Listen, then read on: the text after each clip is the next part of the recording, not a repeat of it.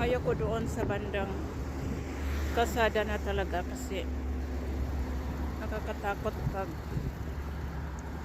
mahagip tayo doon. Kaya dito na lang ako. Hindi rin naman siya tumatabi na tabing-tabi dito sa kalsada. At least man lang sana ay tumabi. Hindi rin tumabi.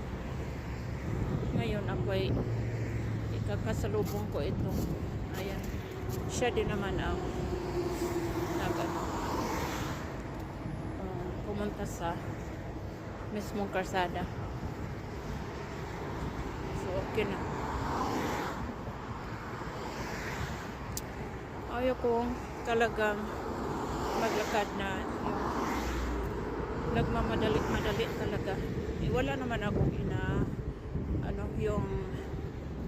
yun bang inaapas yung nasa isip ko. Inaapas. Yung wala akong hinahabol na exact time o oras na pagdating ko doon ay yun talaga yun bagang hindi naman appointment talaga. Yun lang, may sadyain lang ako doon. Yun. Pero yung doon sa summit, appointment ko talaga yun. Kaya kailangan ko makarating doon exact time sa appointment. Yun. So habang naman na yun ay magandang araw kahit malamig at saka mayroon pang snow dyan sa ground, pero maganda sunny ngayon. Na tugma din ang appointment ko ngayon sa Brandon na maganda. Tapos yun, tinataon ko na lang din puntahan ko na lang din yung ibang mga sadya ko dito sa labas. Yun. Kaya sa Portchester naman punta ko ngayon, hindi sa White Plains. Yun. Kasi may tatlong sadyain ako doon. Yun ang aking pupuntahan doon. Kaya siguro ay mga afternoon na ako makakauwi. So, hoping na tumataas din naman ang temperature ngayon. Nasa 40 something Fahrenheit. So, ano yan? Basta at least unti-unti silang magmi-melt yung snow ba. Basta makarating ng mga 40 something degrees. Ang mga snow niyan unti-unting mag-melt kaysa nasa below 30 o sa mga 20 ang temperature. Yan, freezing temperature yan.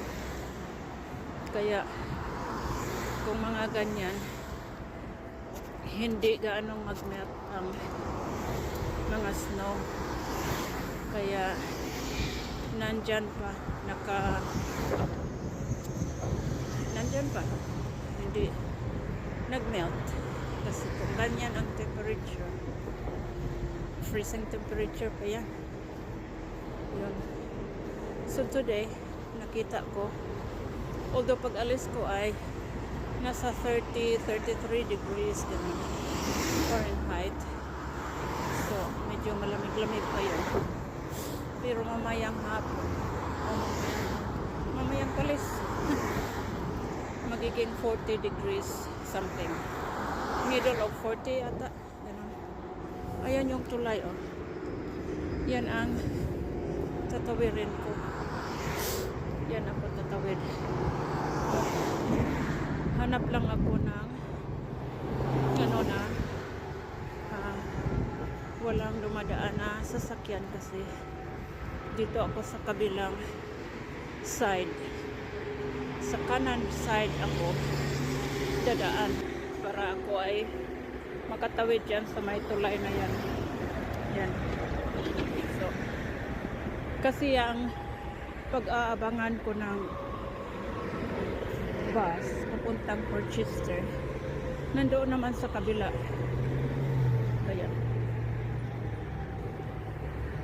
Kaya dito ako nagbabaybay. Kasi kung pupunta pa ako ng White Place, doon na nag-aabang na ako ng bus doon sa yung tinuturo kong lagi kong inaabangan ng bus.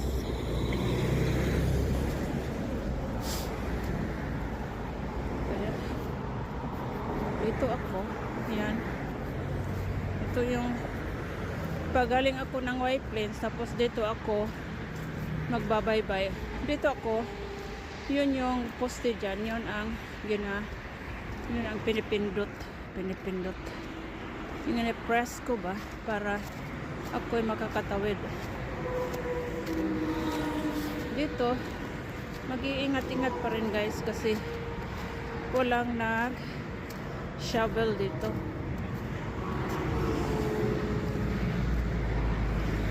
Kasi ang snow na tumitigas dyan,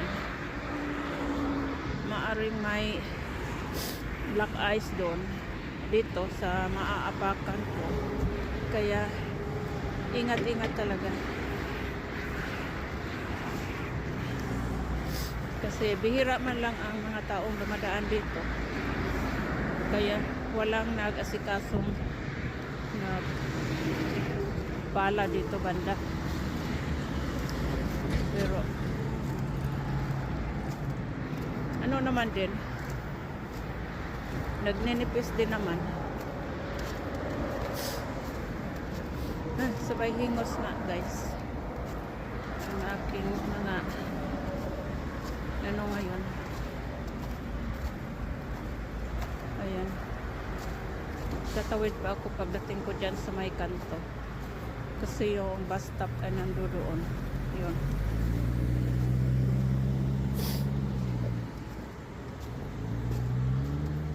Ay. Ma-feel ko sa paa ko o sa shoes ko na magsaslide ako ng konti. Kaya talagang hinay-hinay. Diyan ako sa may bus stop. Yan. Pinutuloy. Okay. Sila na ang dadaan.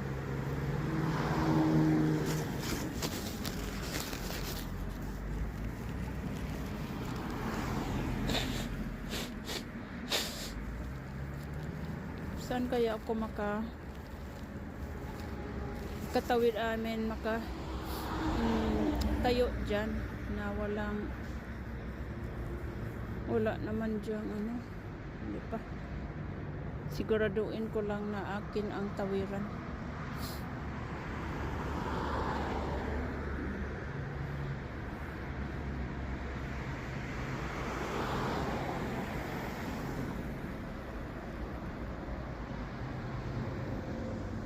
Okay. Akin na ang tawiran. Kaso lang wala akong pagtatayuan dito guys. Dito lang ako tatayo. Sige, dito ko na lang i-end itong wala talaga. Tigas nga eh. Kung doon ako, baka matilasbo ako doon. Guys. Kaya hanggang dito muna ako guys. Para hindi ako malito o hindi ako magiging ano ba kung darating na yung bus. Hindi ko man lang makita kung anong oras, anong minutos pa darating ang bus. O sige guys, thank you so much for watching.